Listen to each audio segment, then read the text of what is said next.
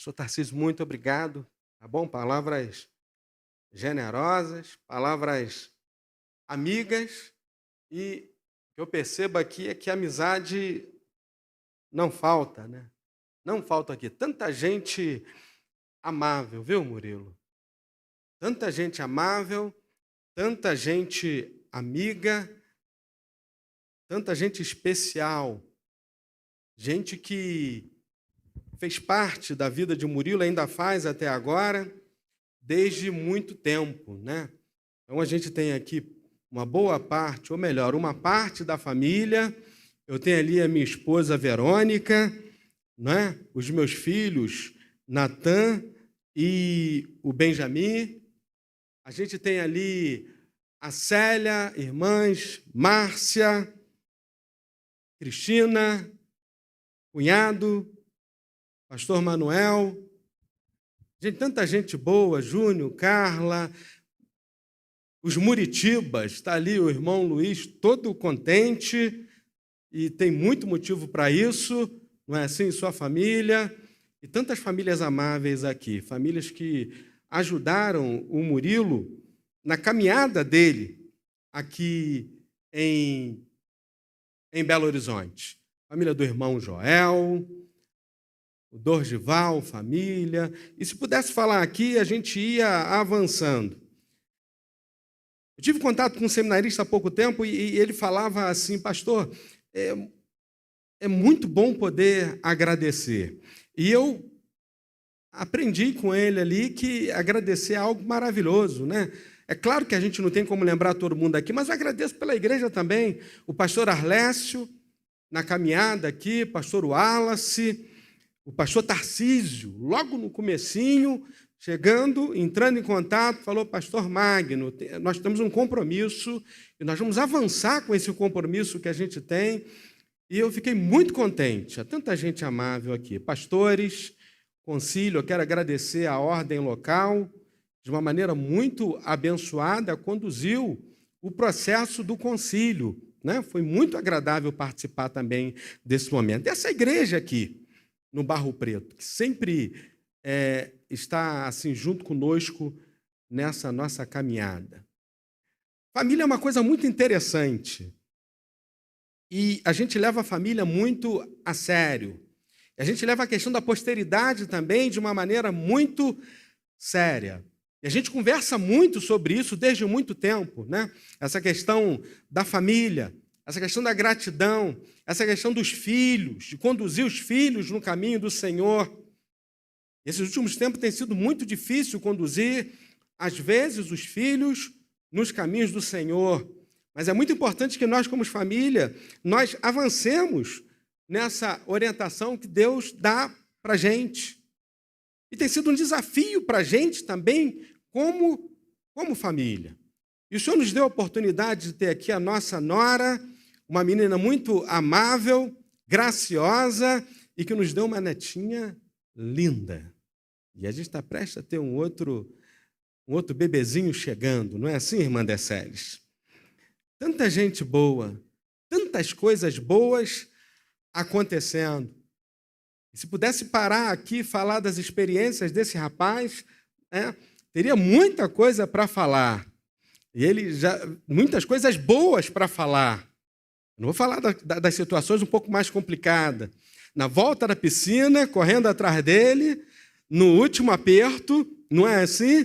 E a primeira vez que ele correu, pastor Arlécio, e foi a última vez que recebeu um aperto, e no final ele já não aguentava mais para onde correr. Eu falei que não ia falar, mas acabando falando, né? Ele não sabia para onde correr, pula dentro da piscina. Eu falei, pulou para um lugar muito perigoso. Não tem como ir atrás dele ali. Mas ele sempre foi muito obediente. Foi um momento assim atípico na nossa caminhada. E se pudesse falar algumas virtudes dele aqui, não é? A obediência, que eu já citei aqui no momento específico, a coragem, é um rapaz muito corajoso, né? É um rapaz muito dinâmico, muito fiel. Então, isso, algumas, e muito amoroso. Então, nós não temos dificuldade de demonstrar amor um pelo outro. Em família, nós não temos dificuldade em demonstrar o amor uns pelos outros, né? Mas coragem. Se pudesse falar, cada ato de coragem ali me ajudou muito com os irmãos, e a gente tinha um compromisso ali de um ajudar o outro. Ele recebeu o auxílio para a caminhada dele, para o início, não é assim? E ele foi também um agente de ajuda para os irmãos. E tem feito até hoje, né? E é um rapaz muito corajoso. Quem olha assim, né, pode pensar que é um rapaz, né, talvez pensar que ele é meio franzino, mas é um rapaz muito corajoso. É algo de se guardar, viu? Mas é um rapaz muito obediente, uma sinceridade de chegar assim e falar, ó, pai, essa questão eu não concordo muito assim não. E eu ficava muito agitado quando alguém fala que não concorda muito. Eu não sei você, mas eu ficava muito agitado com ele, mas ele vinha com aquele jeito e colocava a ideia dele e a gente avançava ali naquele pensamento. Mas muita gente ajudou a chegar até aqui. Temos aqui os diáconos da Igreja Batista, a primeira Igreja Batista no Rio Seco, uma igreja que a gente pastoreou antes de estarmos na Central. Eu já trago um grande abraço da Igreja Batista Central de Saquarema, mas eu tenho que também trazer um abraço da primeira Igreja Batista no Rio Seco. O pastor Leandro, com certeza, autorizou, e tem aqui o diácono Odaí e a diaconisa Mariana, que ajudaram muito. Eram líderes de adolescentes em nossa igreja e ajudaram nessa nossa caminhada, tá bom? Mas que coisa boa, teria muita coisa a falar. Mas, querido irmão, eu quero falar nessa noite, eu desejo falar com os irmãos, utilizando o mesmo método que a minha mãe, a saudosa Maria Auxiliadora, que nós temos um prazer muito grande sempre de lembrar, não é?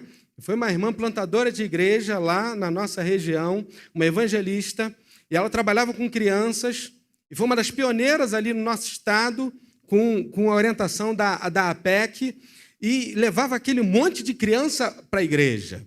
Eu lembro que uma das vezes ali, ela recebeu ali uma placa, não é? Que a pessoa dá quando as pessoas, elas são referência. Ela tinha levado 85 crianças para aquela IBF na igreja. E era uma coisa que mexia muito com a gente. O trânsito do bairro parava, com aquele monte de criança. Eu era muito novo naquela época, e a gente ia com a bandeira na mão, e um apito ali, né? E o trânsito parava, e a gente entrava na frente com a bandeira, e a gente parava, o trânsito ficava parado para as crianças atravessarem. E eram muitas crianças. E eu não posso deixar de mencioná-la nessa noite, né, como respeito e lembrança boa dela, e a maneira que ela conduzia, depois que ela teve uma dificuldade de um AVC, que ela não falava as palavras de maneira que a gente entendia muito bem, mas ela entendia, estava com a mente muito boa. E quando acontecia alguma coisa na nossa casa, quando acontecia alguma coisa na nossa família, a irmã Maria Auxiliadora, ela pegava a Bíblia e ela mostrava assim, abria e mostrava aonde ela queria dar o recado para a gente, como ela queria orientar, porque ela não conseguia expressar as ideias dela através da fala. E ela usava a Bíblia. Isso marcava muita gente. E nessa noite eu quero usar o método que ela utilizava com a gente. Quero utilizar o texto bíblico. O texto de 2 Timóteo, no capítulo 2, verso 14 até o verso 26. O tema dessa mensagem é agradando a Deus, manejando bem e com retidão a palavra da verdade. Já foi mencionada aqui nessa noite também. 2 Timóteo, carta do apóstolo Paulo a Timóteo, capítulo 2, verso 14 até o verso 26.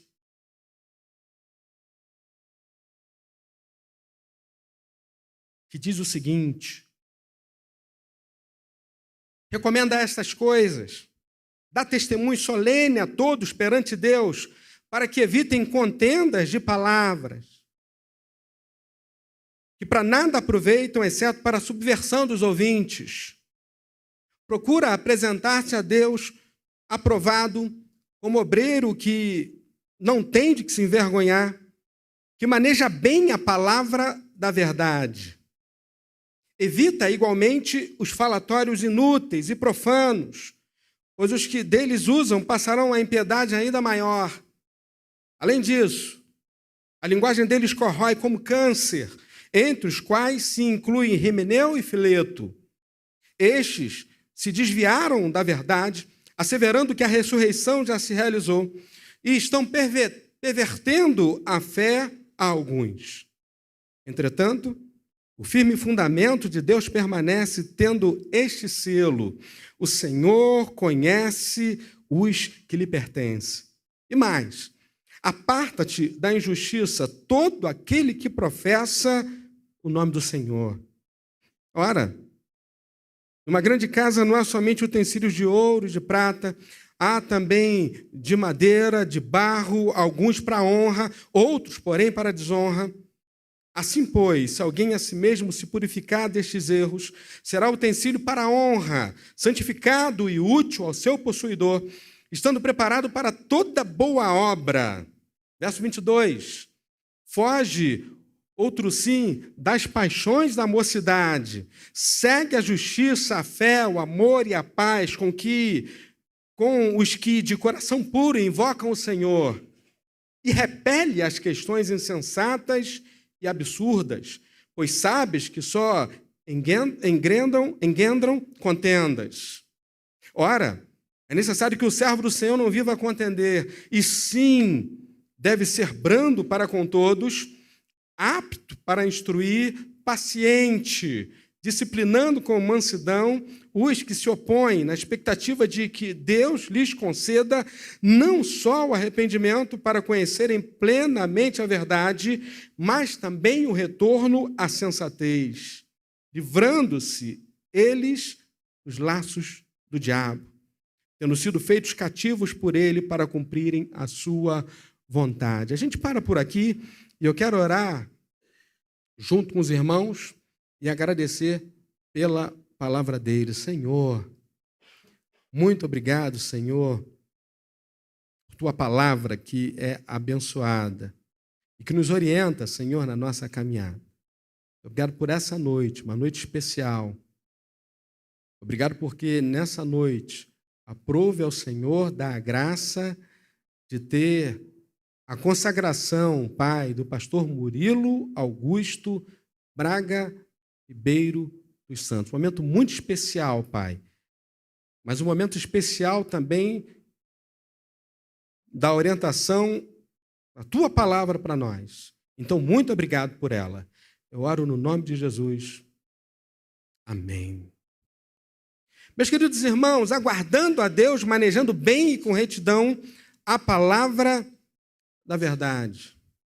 Apenas lembrando que esse livro foi escrito pelo apóstolo Paulo enquanto estava preso em Roma, aguardando o seu martírio eminente, estava no cárcere.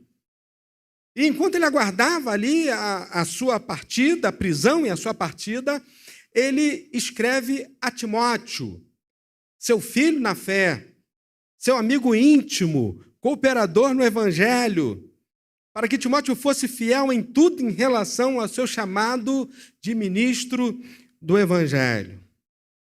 Longe de mim aqui falar que há um Paulo falando para um Timóteo, não é assim? Se bem que há um pai na fé, um amigo falando também para um outro amigo, para o filho, isso é muito bom. E, queridos irmãos, eram tempos difíceis ali, mas a fidelidade ao evangelho deveria de ser o foco do trabalho de Timóteo, segundo a orientação de Paulo. A gente percebe também que estamos no tempo difícil, Murilo. E a mesma orientação de Paulo que a gente busca aqui imitar a Paulo, como a Bíblia fala, a gente traz nessa noite também para você. Tempos difíceis, mas se mantém fiel à palavra de Deus. Uma das virtudes que a gente percebe em você é a fidelidade, a lealdade. Mas acima de tudo isso, ou usando dessas virtudes, que seja fiel a Deus e à palavra dele, a Cristo e à orientação dele nas Escrituras, sempre. Eram tempos difíceis, queridos irmãos. Em relação ao texto lido, voltando um pouquinho, vemos no capítulo 1, no começo do verso 2, Paulo dando direção à sua carta. O destinatário era Timóteo, filho na fé, como eu já falei anteriormente, como ele havia designado Timóteo em 1 Timóteo, capítulo 1, verso 2, quando fala que Timóteo era verdadeiro filho na fé. E Paulo estava em Roma, e Timóteo lá em Éfeso, mas Paulo ansiava pela presença do seu amigo consigo. Quantas vezes, Murilo, a gente ansiava também a sua presença, mesmo sabendo que Deus estava aqui, cumprindo os propósitos dele na sua vida, não só aqui, mas por onde você passou nessa sua caminhada, né? Murilo era um menino que gostava um pouco, às vezes, de um pouco mais para longe. Mas era interessante que, mesmo estando distante, a proximidade espiritual, a proximidade no amor, era sempre muito forte. Sempre muito forte. E agora, em sua segunda carta a Timóteo, ele lembra de Timóteo em suas orações. E lembra também na fé não fingida de Timóteo, fruto do trabalho também no seio da família, sua avó e a sua mãe, respectivamente, Lóide e Eunice.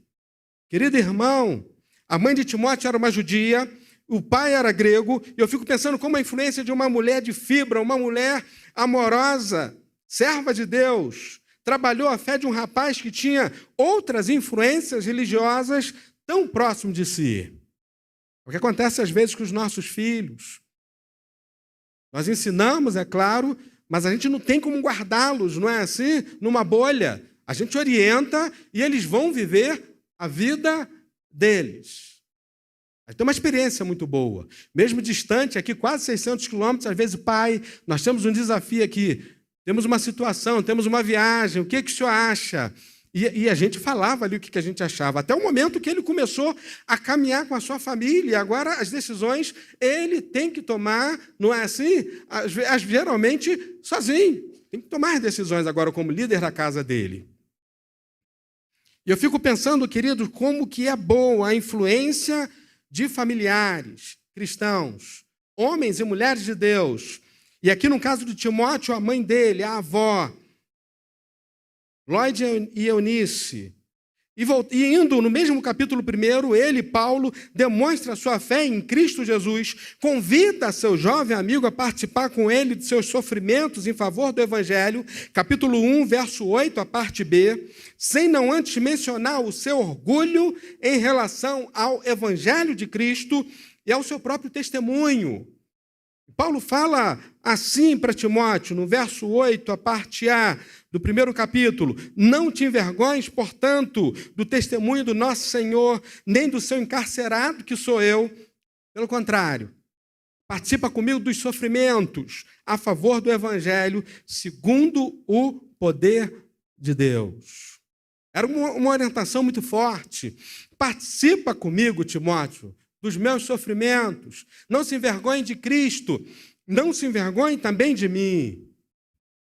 Não é que Paulo fosse, querido irmão, uma pessoa arrogante, pretensiosa, vaidosa, mas ele trazia em seu corpo, em sua vida, as marcas de uma pessoa que entendia sobre o que era o sofrimento pela defesa do Evangelho de Cristo Jesus. A gente pode ver isso aí no livro de 2 Coríntios, no capítulo 11, verso 24 até o verso 27, quando Paulo fala que ele tinha nele as marcas de Cristo. São as melhores marcas de se ter no ministério, as marcas de Cristo. Agora, no começo da sua caminhada, você vai ter, Murilo, meu filho, não é assim? Talvez o pensamento das marcas de alguém que caminhou contigo, de algumas pessoas que caminharam contigo, tantas pessoas boas, bem preparadas aqui, não é assim? Seus pastores que caminharam contigo, seu pai, é claro, seus tios, sua família, sua avó, lembrando, mas olha só, as melhores marcas que você tem para levar são as marcas de Cristo. E, querido irmão, ele havia realmente sofrido muito, Paulo, por pregar o Evangelho num tempo de perseguição profunda, de adversidade extrema.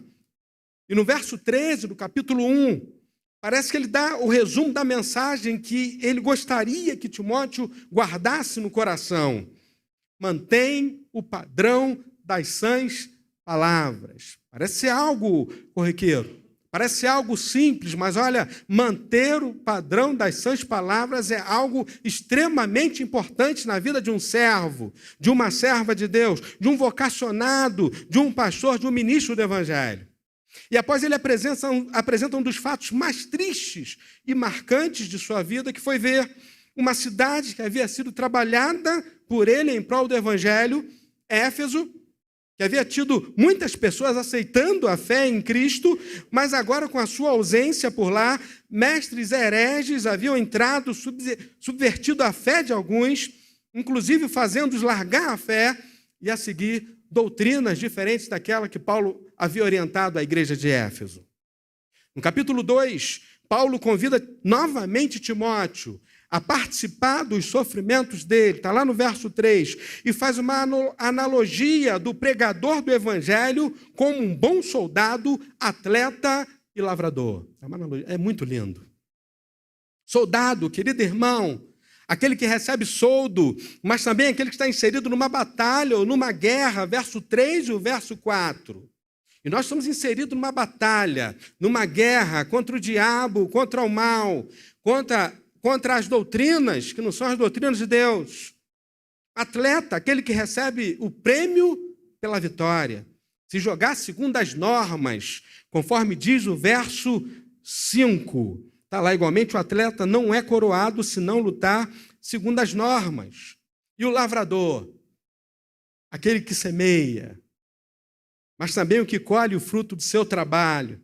E no caso específico ensinado pelo apóstolo Paulo, aquele que é o primeiro a participar dos frutos de uma boa colheita. O verso 6, o lavrador que trabalha deve ser o primeiro a participar dos frutos. O texto fala.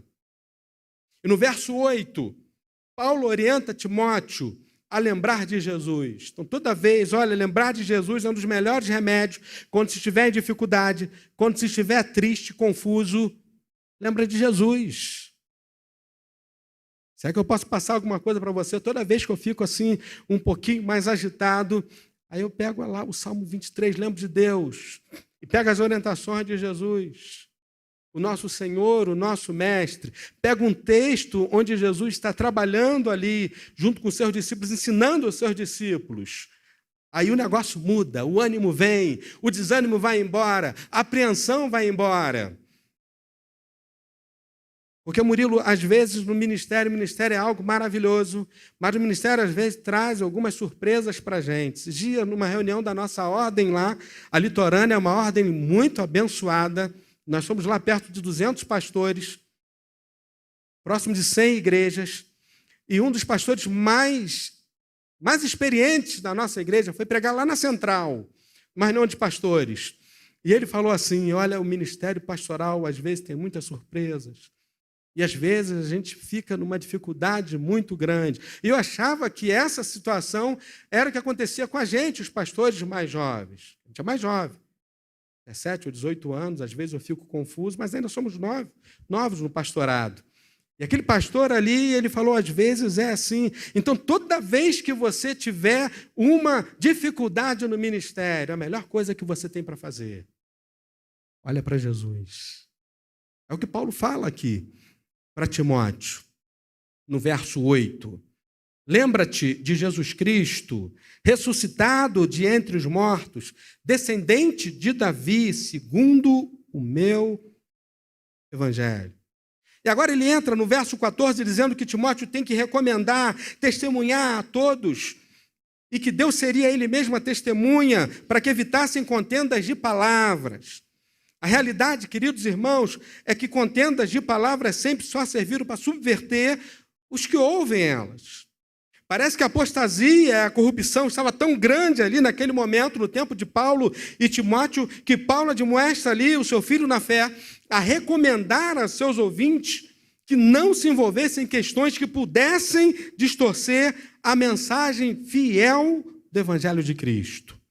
Eu fico pensando hoje, o quanto distorção tem levado o povo de Deus à distração, e não somente em relação à mensagem do Evangelho, mas principalmente a isso. E existe hoje muita distração no estilo de vida da humanidade, e até mesmo entre o povo de Deus, infelizmente.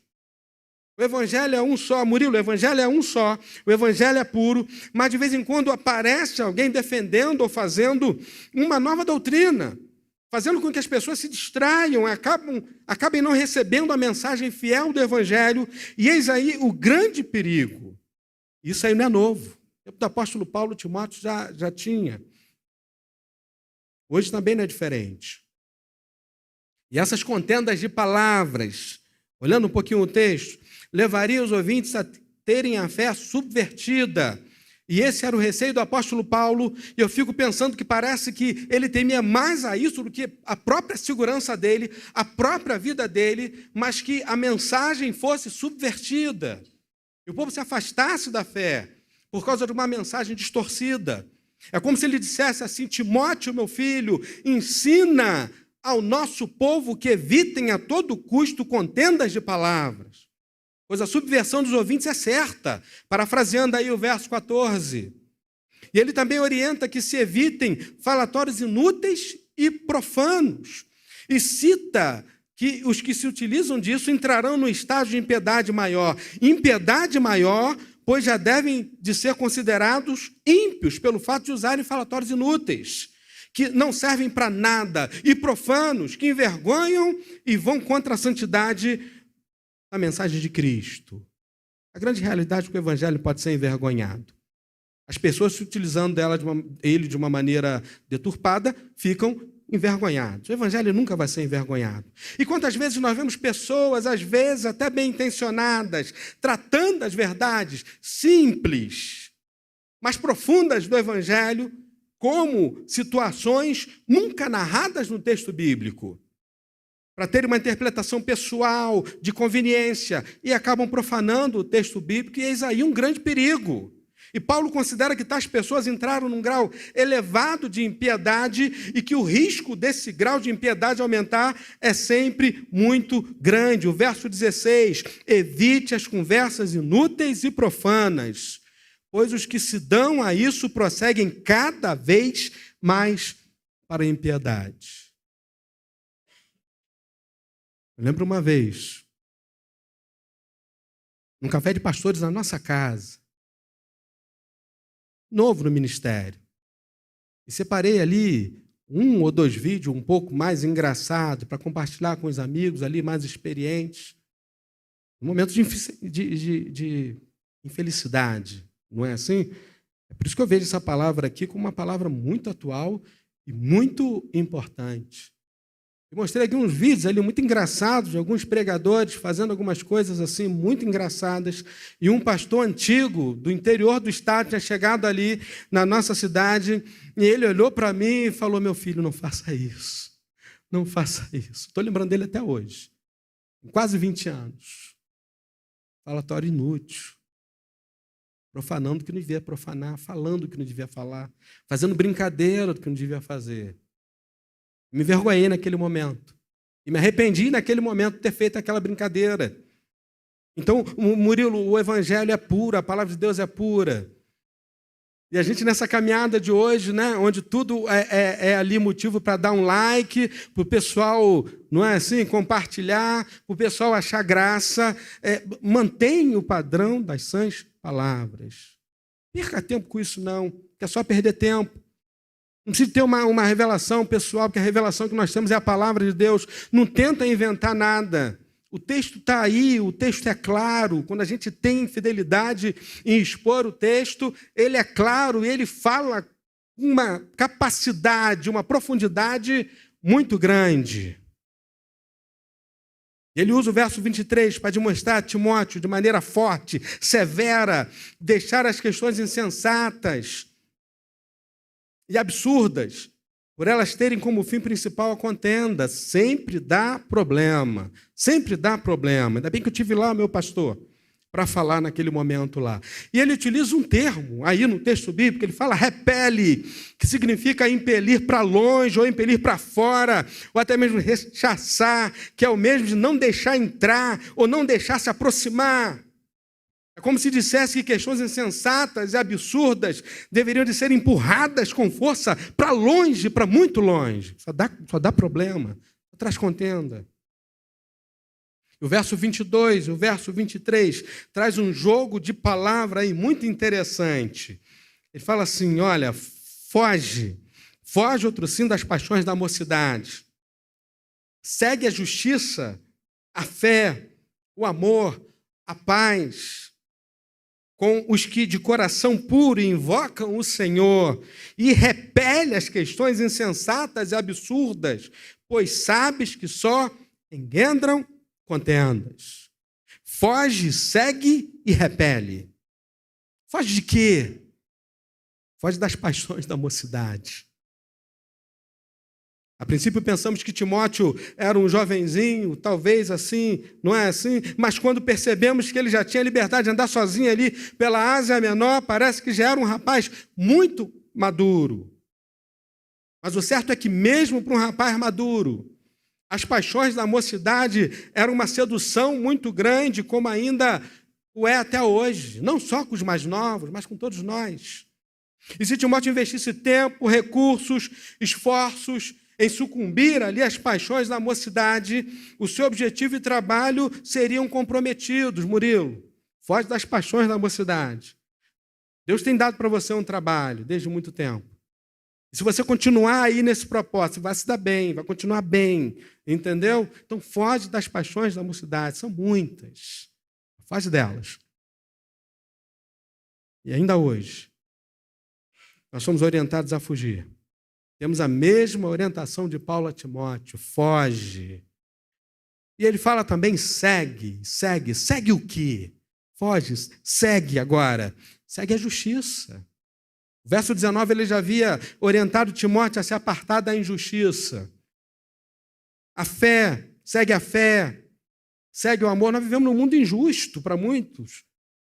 Se a gente olhar a questão da justiça, a gente fica desanimado, vivemos num mundo muito injusto. Então, nós temos a obrigação, o compromisso de seguir a justiça, segue a fé.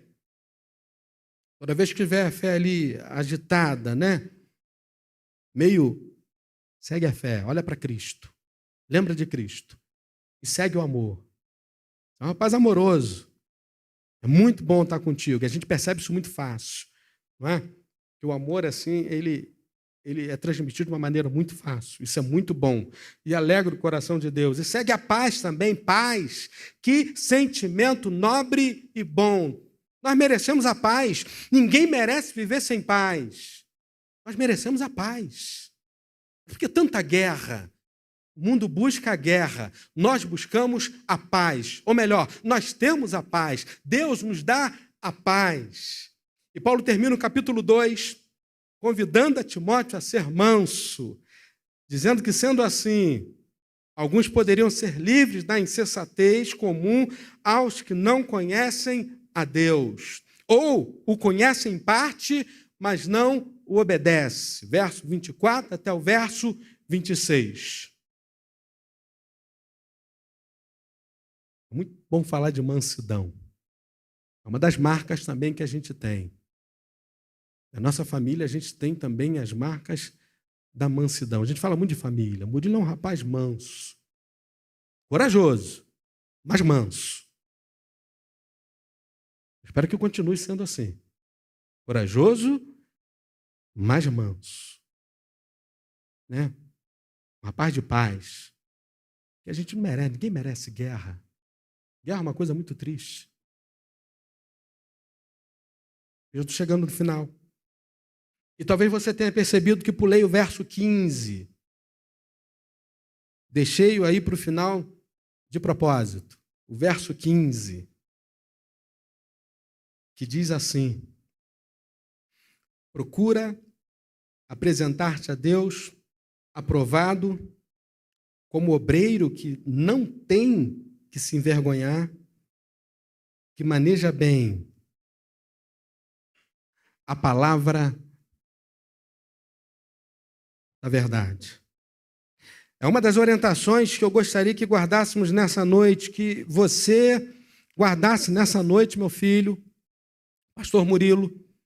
Eu gosto de meditar no verso 15, 2 Timóteo, na tradução da Bíblia de Jerusalém, que diz o seguinte: Procura apresentar-te a Deus como um homem provado, um trabalhador que não tem de que se envergonhar, que dispensa com retidão a palavra da verdade. A gente fala, né? Que maneja bem. E agora aqui nessa versão a gente fala que dispensa com retidão, porque às vezes a gente pode manejar bem, mas não manejar com retidão. Então a gente tem que manejar bem e manejar com retidão. É o que eu gostaria que guardássemos juntos nessa oportunidade abençoada. E que Deus te abençoe, meu filho. E que Deus sempre te leve a lugares assim, onde seja sempre e unicamente a vontade dele. E que você seja bem-sucedido em tudo o que Deus planejar para a sua vida. O que você planejar segundo a vontade dele para a sua vida. Tá bom? É o meu desejo, é a minha